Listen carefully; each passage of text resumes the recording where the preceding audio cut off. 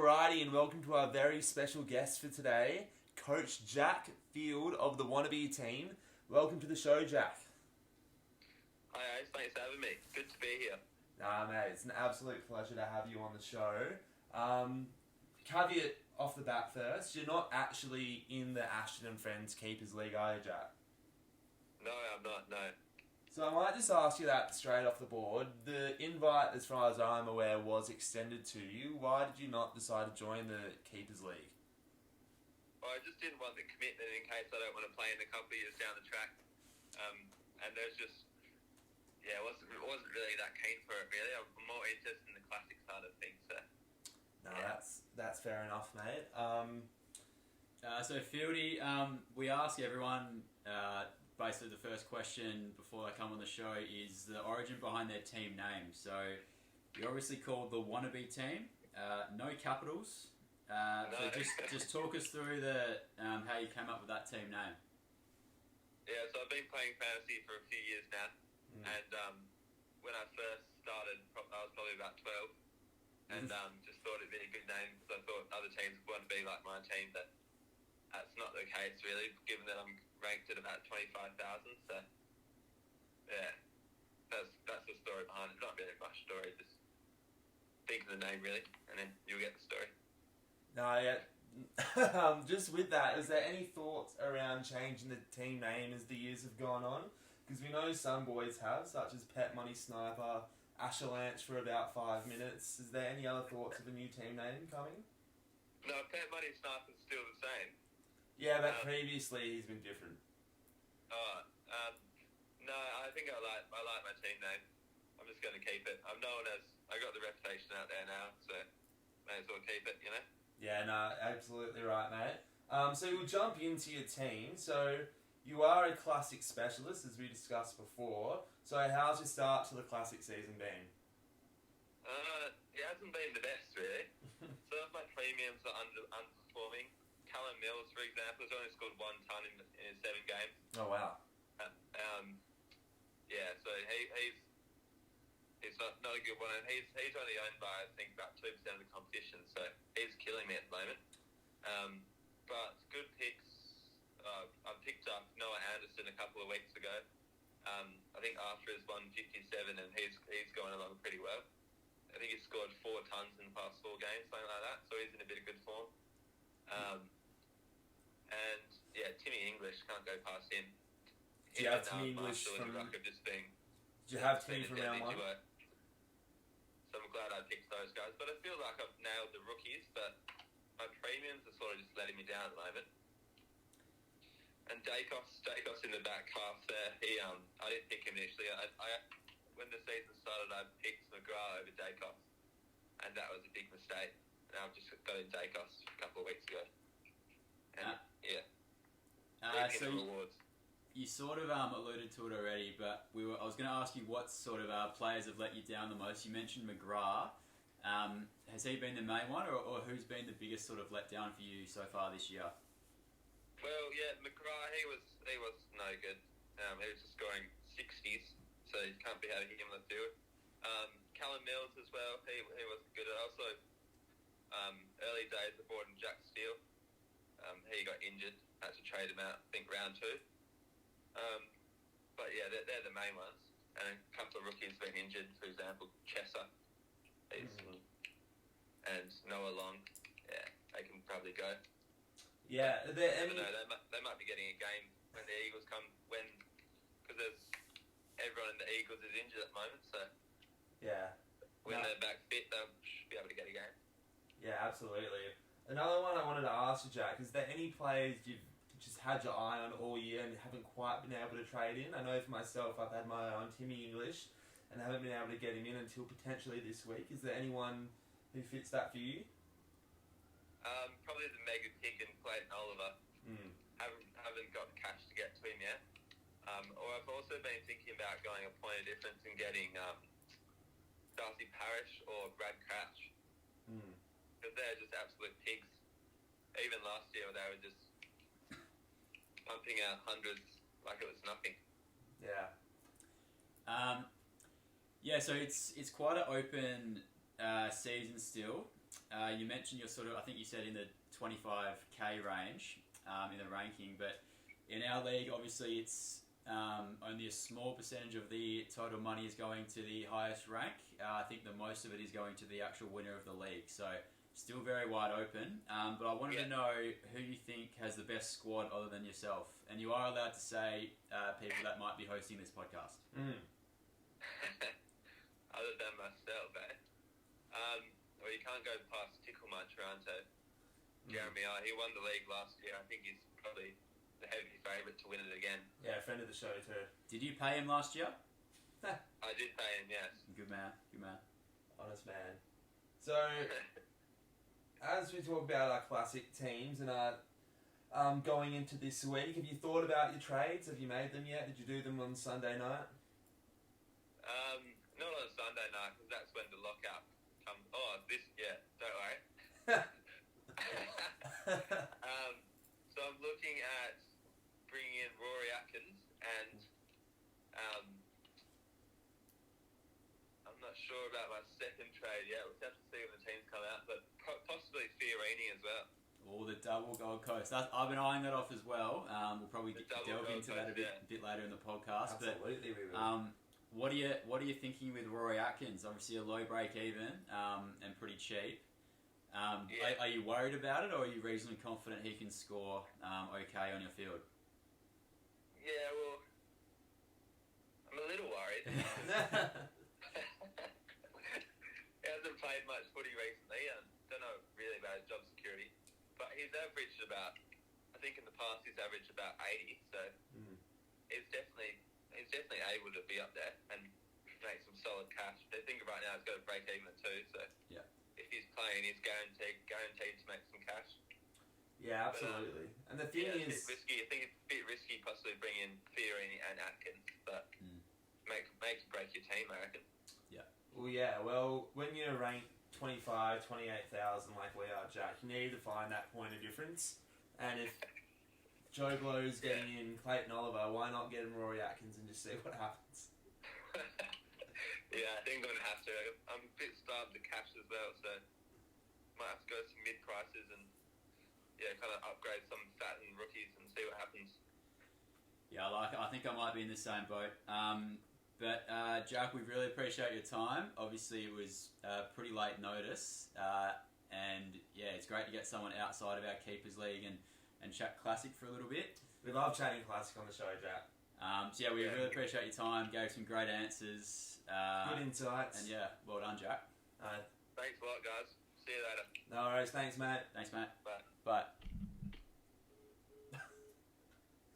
How do you think I went? Are we still recording? Yeah, we're still recording.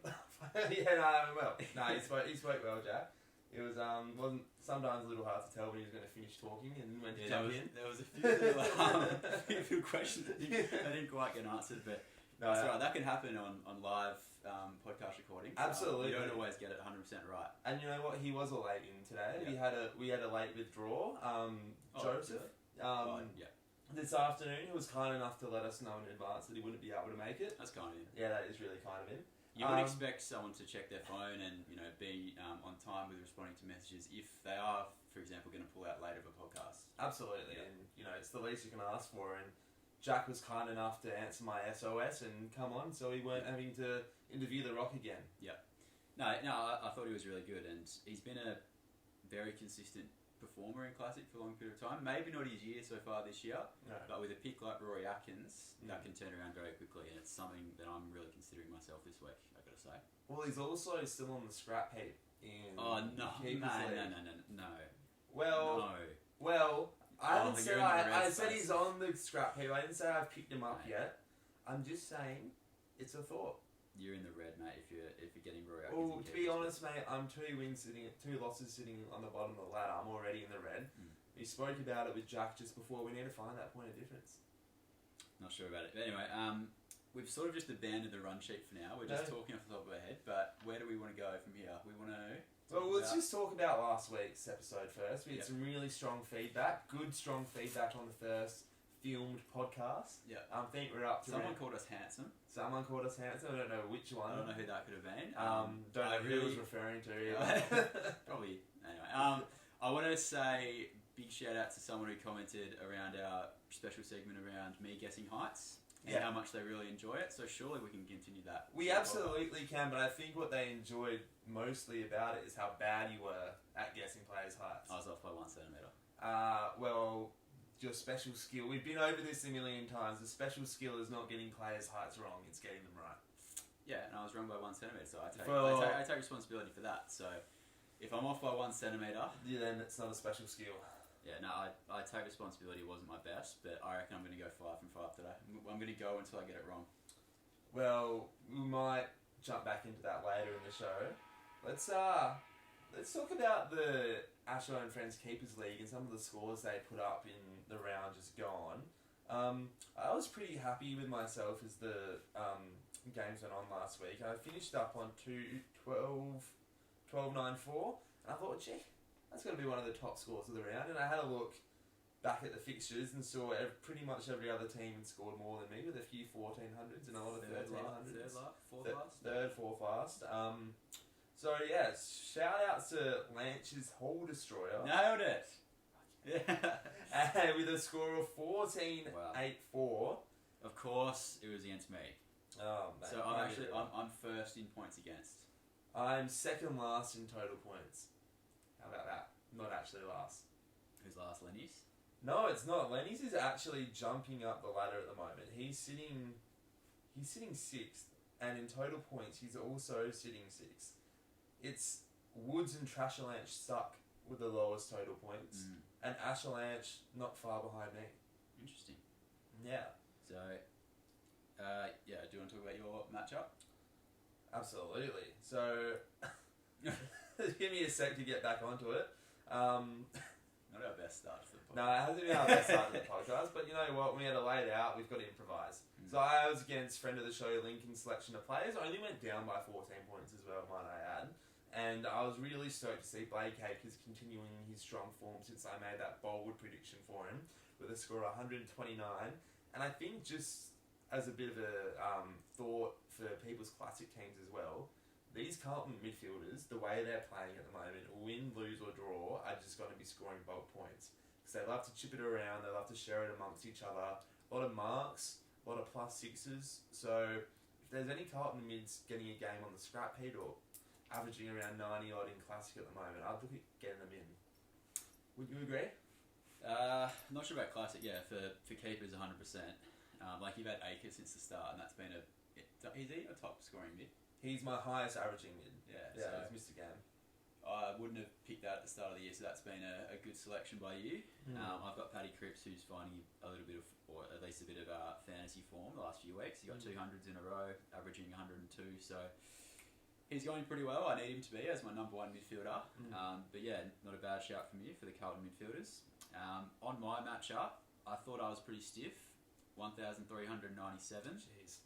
And almost lost by 100 points. Wow. So, Lanch's Hole Destroyer destroyed Nalvinator's hole this week. It was a very big score. 1,484. Tom Green, he had Peter Laddams 130. Taranto, Charlie Kerno 150. Oh, wow. Darcy McPherson 119. Like, we were scrolling through his team then. I was just taking a look at his back line, and they didn't perform anything special at all. But going down to his forward line, that's got to be just about the three top forwards for last round, I reckon, with Kerno, Taranto, and McPherson. Where does Darcy McPherson play? I thought he was a half-back flanker. I don't know. I think he's playing Half-back forward at the wing. moment for the Suns. I did watch that game because I was watching Lockie Weller with interest and Yeah. was quite disappointed with where he's playing. He's playing on the wing at the moment. He's been moved from half back to wing. Dead set, I reckon I watched the second quarter. He did 150s up and back for about 10 minutes and then went to the bench, and the ball was just stuck on the other side the whole time. Will Powell, in the meantime, is playing half back, so he's gone back from the wing, and he had, bear with me, 127. Yeah, wow. So he's taken the Lockie Weller spot in the back line, and he's on my keeper bench. So I didn't take advantage of that. That was very frustrating with Weller in my classic team. But yeah, hopefully I can field Powley this week, and he can put on another good score. Absolutely. One thing I do want to talk about, and we've spoken about him on the podcast a couple of times, and it's Tim English. Now, he's been a target for both of us. He's a target for every man, woman and dog in Australia who play Dream Team. Is this week the week that we're able to get him in? Because it looks like Sean Darcy might be out injured, who we both have. Yes, so tweet from Fantasy Nut today Ooh. on Twitter. I wonder if now is the right time to trade Darcy. Freo have had a very soft draw and start to the season, which allowed Darcy to get ceiling scores in West Coast and Gold Coast games against Bailey Williams and young Gold Coast ruckman Moyle. So yeah, could potentially be a time to get rid of Darcy. Then I saw a tweet from Footy Rhino, literally the next thing on my Twitter. Is it Footy Rhino or your mate Jordan McArdle? No, Footy Rhino was the next tweet saying that Sean Darcy's fine. And he's going to play this week. But Jordan McArdle, I'm not sure if he's just clutching at straws there and seeing him kick a footy on the sidelines and said he's cracked it and he's not happy that he's out this week. But that could have been nothing. I'm not sure. I didn't see the vision, but I think Darcy's okay, but I sort of want to trade him anyway. Any sort of doubt is just giving me an excuse to get Tim English, to be honest. Absolutely, and I'm the same boat. Got Darcy as well. Although I do want to question Fantasy Nuts' comment about Darcy versus poor ruckman to be able to get good scores. He did put in 112 against English just a couple of weeks ago. So he is more than capable of putting in a good score against a good ruckman. English is around the ground scoring. His points don't usually come in hit-outs. Did you see the Reeves match-up on the weekend? Reeves got more Dream Team points, I think, and beat him in hit-outs pretty convincingly. And that would right? be consistent with English's scores. He obviously tackles, marks around. They literally just kick it to him in the corridor and he handballs. He runs around, literally does whatever he wants. He must be so fit. Yeah, like old Dan Cox. Anyway, so do you reckon you're going to get in English? I think I will. Bearing no other forced trades. And to be fair, if Darcy is out, he would be one. English is the man this week. It's Timmy time. Right. So we've been all over the place to start this podcast. I think we're back on track, to be honest. Straighten ourselves up a little bit and go to the segment that everyone loves: the gurus, the prodigies, and the heartbreaker. So it really rolls off the tongue. I really had to look down. It's like the 10th week we've done it. I still didn't know it off by heart. But who is your guru of the round? Now, it's a special one for me this week. Because last week, he was my heartbreaker. And this week, he's my guru. And that's Harry Sheasel. Now, he put in another... After his lowest score last week of, 50-odd, he came 47. He's come back with 126 against one of the best teams in the comp. This kid... we've spoken about it before, but he is by far and away the best first-year fantasy player that we've ever seen. Far and away. Only one score below 109. Scratch that. 3 scores below 109. One score below 100 is a lot simpler, isn't it? Oh, he's got 2. Okay. He got a 96 and a 47. Yeah. So, a tough 2 weeks there for him, but bouncing back with 127 in a massive loss. Against the D's. So Harry Sheasel's my guru of the week. Who was yours now, Nada? Easy decision. I assume you had this guy as your vice captain as well. I did. So Rowan Marshall, 159, with many people having him as their vice captain as he went up against Bryn Teakle.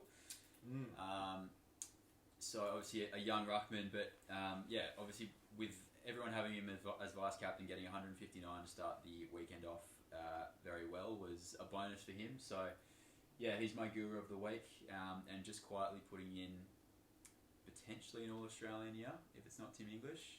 They usually play 2 rucks, don't they? Usually, except the one year when they played David Mundy, as he had the most hit-outs when they did third man up. And that was Spud Frawley's...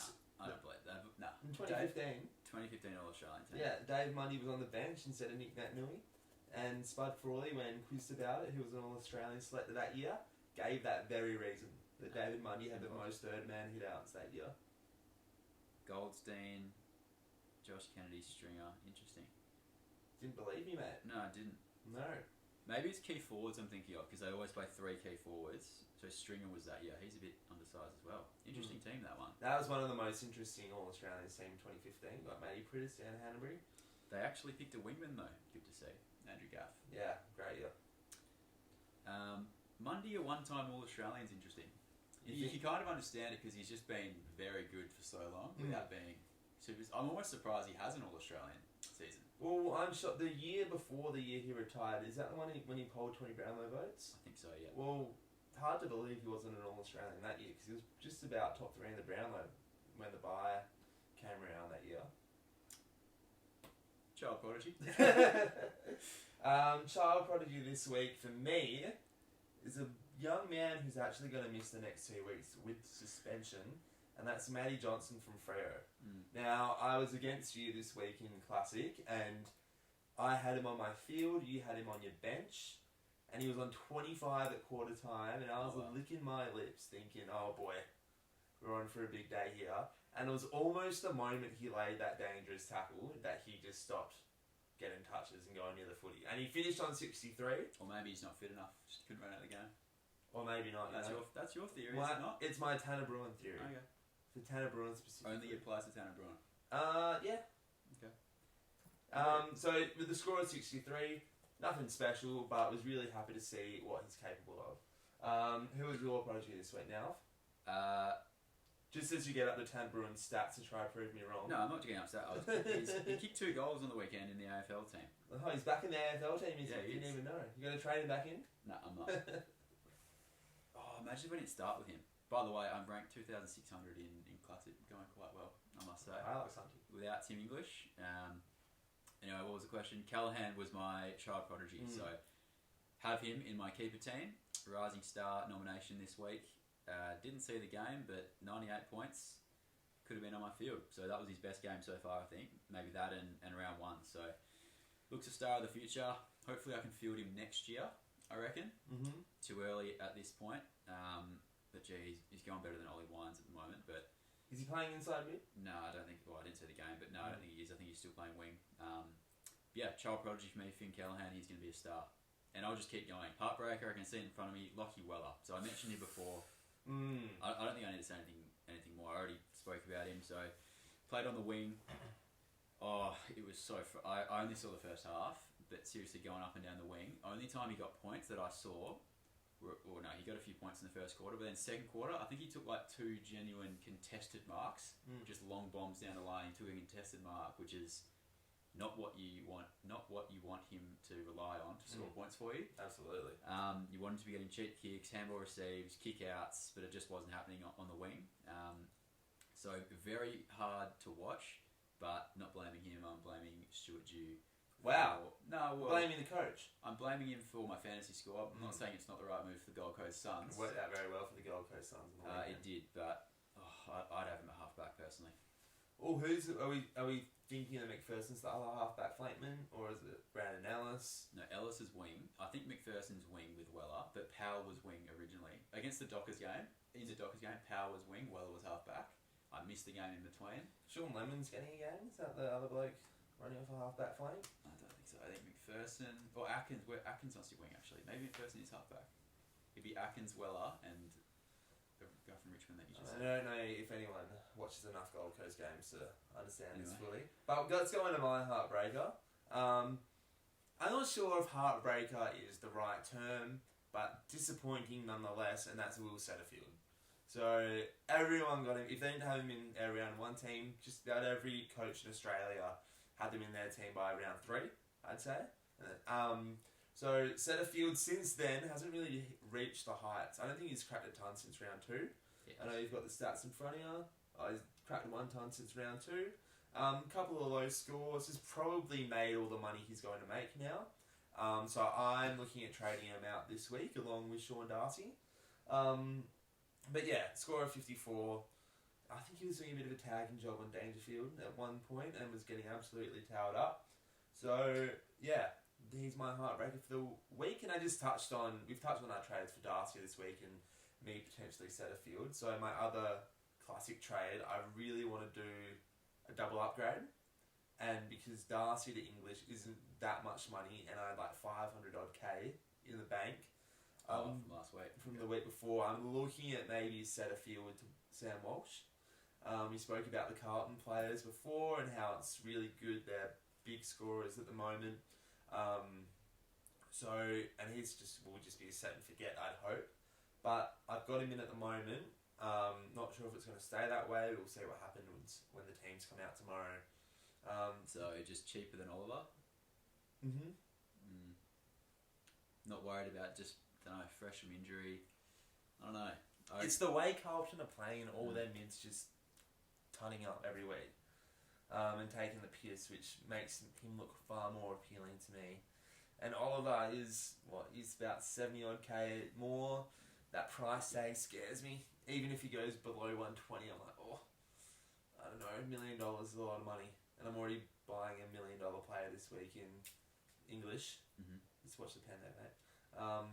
But yeah, do you know who your second trade will be this week? I don't know what any of my trades are. So I'm weighing up Atkins, Fiorini and English. And on the chopping block is Fergus Green and Alwyn Davey. I'm not sure about Setterfield. I feel like it's almost a point of difference if you keep him now. A bit like Chandler, how he got 100. After the week I traded him out. Did you trade Chandler last week? Yeah. Oh, yeah. So that hurts. So I don't want that to happen. Even though he's probably going to go down in price, or you know, he's very likely to go down in price with a break even of, if you don't have the thing, I think it's like 120. But I feel like he can get 100.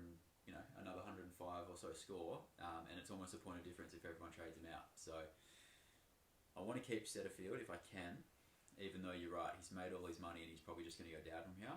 So I'm eyeing off Tim English to Sean Darcy, even though I'm pretty sure Sean Darcy's fine.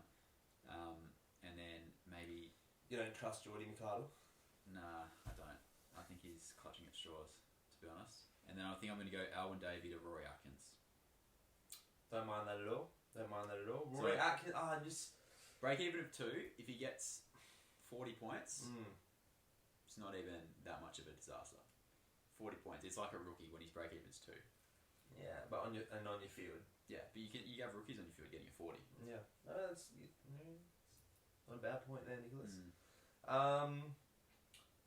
So there are classic trades for the week, so let's get into our... We need to spice things up. I reckon this has been the most boring podcast so far. Well...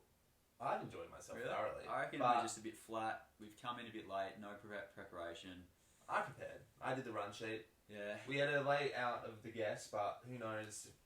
That just messed with our juju. Yeah. But no, let's jump into our bold predictions. You got yours right last week. Your prediction. Okay, so this is. I do want to go through this. Yep. I feel like you're going to come at me and say, it wasn't a bold prediction. I already did do that last week. Do you have anything more to say about it? Not really. Don't want to complain about it? Well, I did last week. So, Harry Mackay and Charlie Curnow, to kick 10 goals between them was my big call, which was correct. So, they had done that.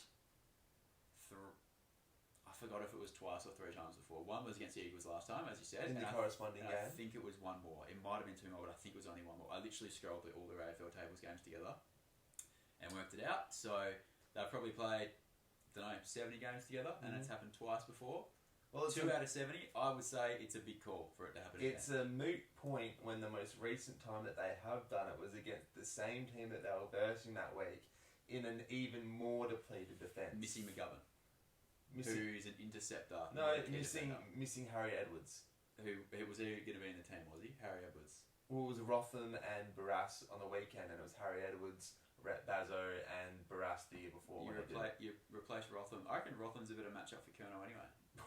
Mate, he kicked 9 goals on him, so clearly not. And the year was before, he playing on him the whole time? Yeah, I think he was. I think there's a few I think they're better off with McGovern not trying to intercept, honestly. Oh, mate, if you did one of those blokes who thinks McGovern doesn't play on anybody. Oh. Anyway, so I just want to say I was right, and it's happened 2 out of 70 times. Now it's happened 3 out of 71 times, so I feel like it was a big call. You can Interesting to see if you guys agree in the comment section. Please let us know. I certainly don't think it was a bold call by any stretch of the imagination, but my call was extremely bold, and I thought there was a chance of it coming off, and that was Riley O'Brien to get 140 plus. He didn't. He got 92 against Billy Frampton. But you know what? That's why we put ourselves out there. We like to make these bold calls and just put it out in the ether and see maybe it could happen. How do you spell Riley? R-I-L-E-Y, I'd assume. No. And it's not R-Y-L-I-E. O'Brien. I think I put in the guests asleep here. Yeah, I reckon that's an interesting way to spell Riley. Oh, with an E in front of it. That's R-E-I-L-L-Y. It's like old Brent Riley, a former Crows player. Back in the day. That's how it I wonder if that's who he's named after. So let's get into our bold predictions going into this weekend's matches. I'll kick us off because I know you're still mulling over in your head. Mine is for my boy Baz Lenka to finally bounce back this year after teasing pig status last year and hit a score of 120. He's only cracked 100 once this year with a score of 105. He is playing a little bit more forward and has got forward status in fantasy now. But I think this week's the week that he's going to go gangbusters, get back that early 2022 form before the drug bust. And it's just going to be only up from there for Baz. Against the Giants this week, you aren't that strong through the inside mids. For me, the two most talked about Gold Coast Suns in the fantasy world, Fiorini and Atkins, with Tuke Miller out. I'm a bit worried about Flanders at selection though. But he will get selected or not selected? That he will get selected and it'll impact these guys. But did he play last week? In the VFL, yeah. First came back and played well. And you wanted to name our podcast after him? Because he's come back from injury. Oh, okay. Players can't get injured. No.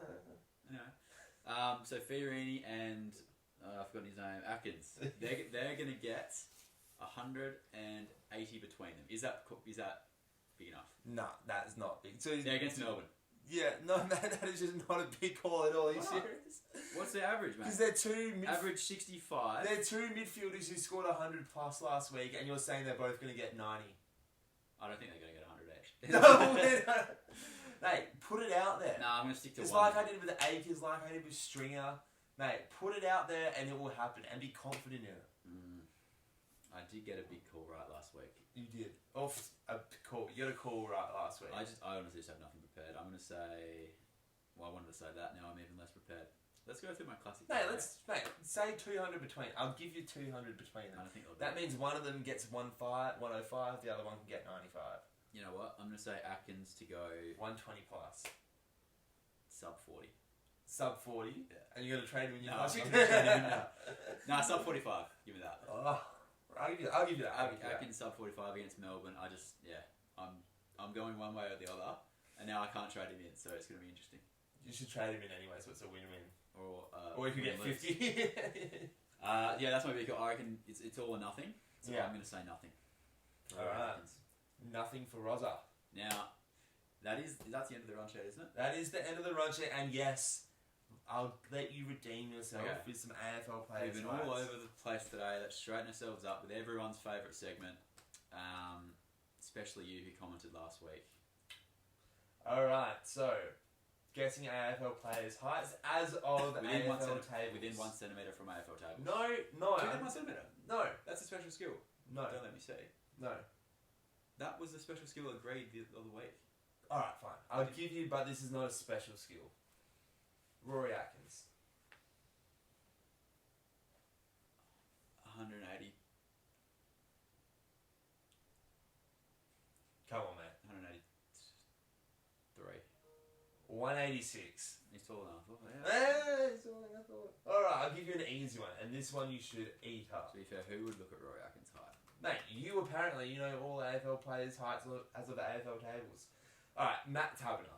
This is one. This is an interesting one because he changed from his draft height. Draft time he was 196.7 in 2012-13. I reckon on AFL tables he's 199 to 200. If I'm allowed to get within 1 centimetre, I'm going to say 199. You're not allowed. But I reckon it's 200. So you're going to say 200? I said exactly what I just said. I reckon. No. Give me a concrete answer. Say a height. Just say a height. It's definitely not. Just say it's a definitely height. not 201. I'm going to say. Say a height. It's 199 200. I'm going to say 200. 198. Really? That's wrong, mate. I've seen it 200. On AFL tables, mate. Looking at his height. I've seen it 200. The viewers at home, listeners at home, please go to AFL tables. Matt Taberner's height. Probably the most stupid thing you would do all day. Dude, you're not even on AFL tables. That's why I'm looking for all the heights, mate. I've seen it 200 before. You were so bad at this, mate. It's not even funny anymore. Alright. I'll give you... Alright. One more, then I'll give you one. One more. Well, I don't claim it, but I bet you I'll get it right anyway. I'm going to give you... Gary Ablett Jr.